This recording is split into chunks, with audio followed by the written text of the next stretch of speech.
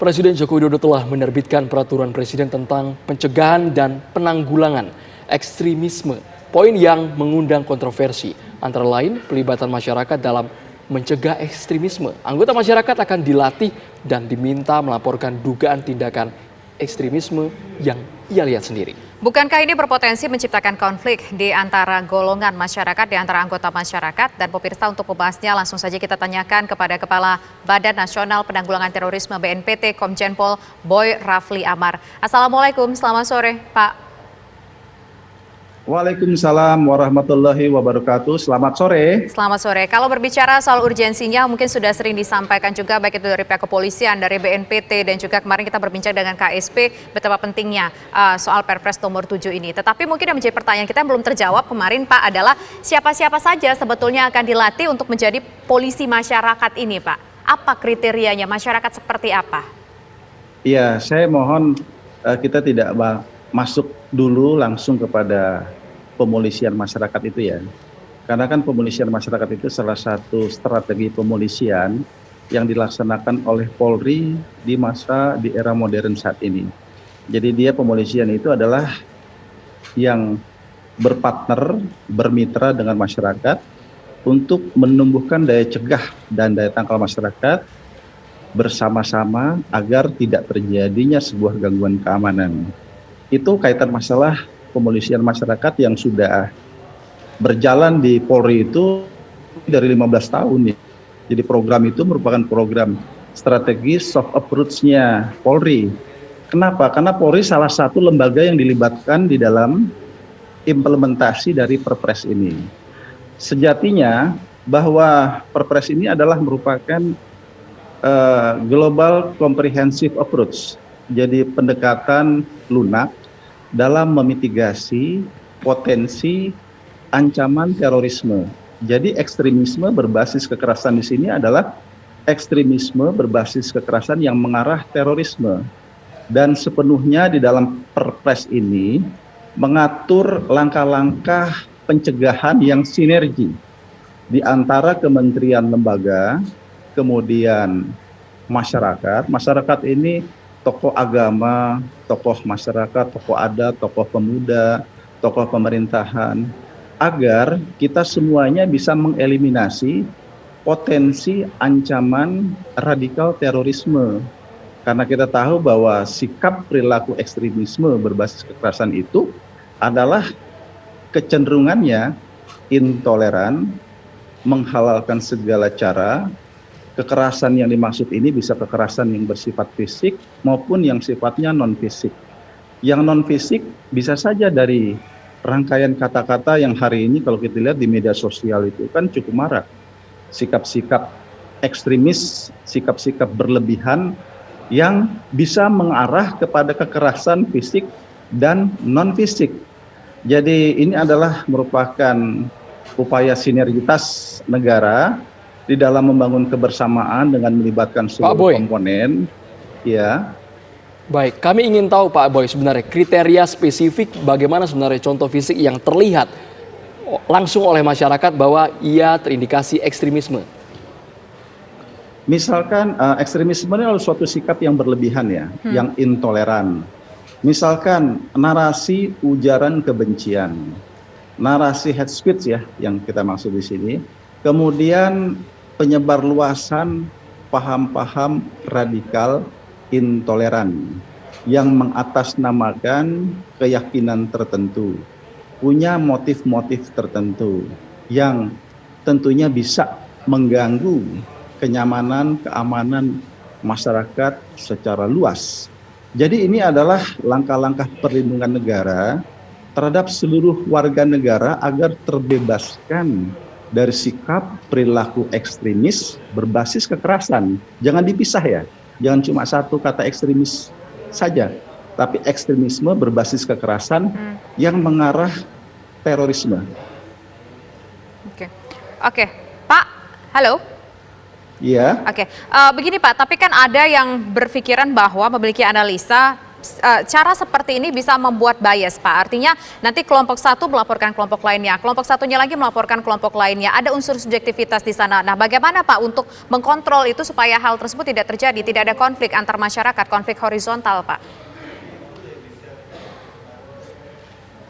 Partisipasi publik, partisipasi masyarakat, tetapi partisipasinya bukan bertindak sebagai aparat, sebagai petugas, tetapi adalah sebagai komponen bangsa yang peduli terhadap bangsanya, yang peduli bahwa bangsanya ini memiliki konstitusi yang kalau kita lihat di dalam konstitusi kita itu memiliki tujuan nasional.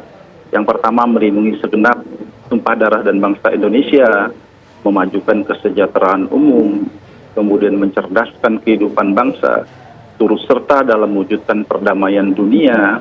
Itu adalah identitas jati diri bangsa kita yang kehidupannya dilandaskan kepada nilai-nilai luhur Pancasila. Jadi yakinlah sikap ekstremisme berbasis kekerasan itu adalah nilai-nilai yang bertentangan dengan konstitusi negara kita.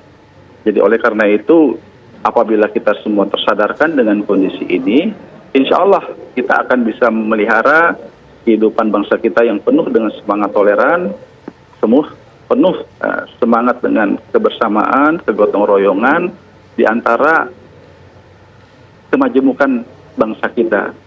Baik, Pak Boy, sebenarnya sejauh ini pengamatan dari BNPT, bibit-bibit ekstremisme ini apakah begitu besar potensinya akan muncul di sekitar lingkungan masyarakat sehingga perlu pelibatan orang-orang yang dekat dengan lingkungannya untuk deteksi dini? Sikap ekstremisme berbasis kekerasan ya, saya harus katakan ekstremisme berbasis kekerasan mengarah terorisme. Itu adalah fenomena global. Ya. Jadi kalau kita lihat hari ini juga merupakan strategi global. Jadi ini ada pembahasan di tingkat sampai kepada Perserikatan Bangsa-Bangsa, di mana kita merespon dengan upaya-upaya pencegahan yang maksimal. Jadi ini adalah bagian mitigasi, menyelamatkan masyarakat, bangsa kita dari ancaman terorisme yang hari ini banyak sudah masuk ke berbagai negara-negara di dunia, termasuk di negara kita. Apakah kita akan larut dengan sikap ekstremisme berbasis kekerasan yang nyata-nyata menjadi virus dalam kehidupan masyarakat kita? Tentunya kita harus membangun semangat kesadaran bersama.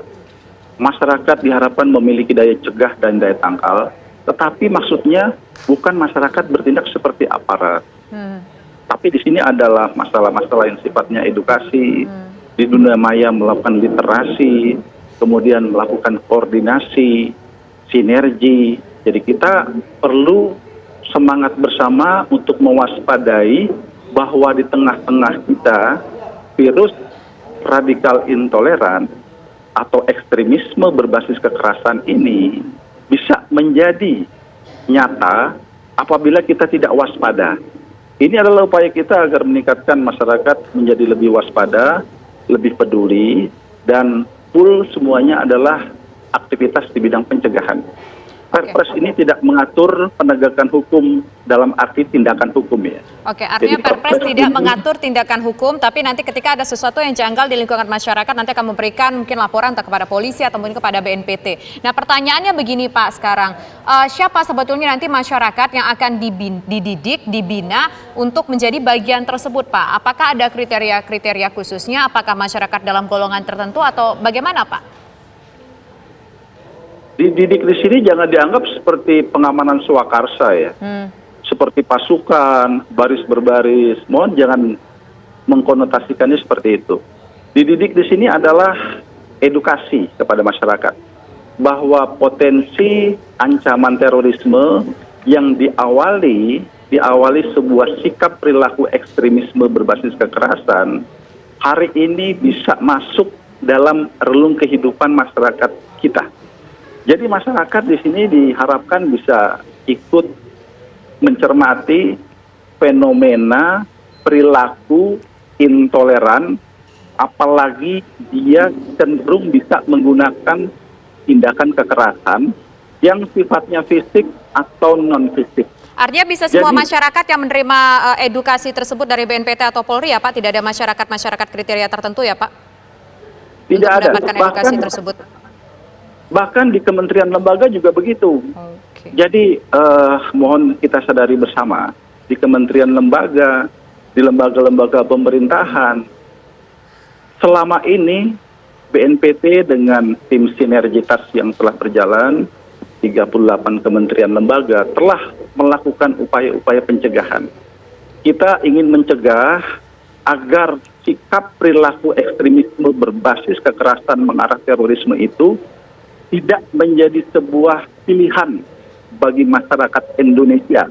Karena Indonesia memiliki konstitusi negara yang mengedepankan semangat toleransi, semangat kebersamaan, gotong royong, semangat hidup saling menghormati di antara kemajemukan bangsa ini.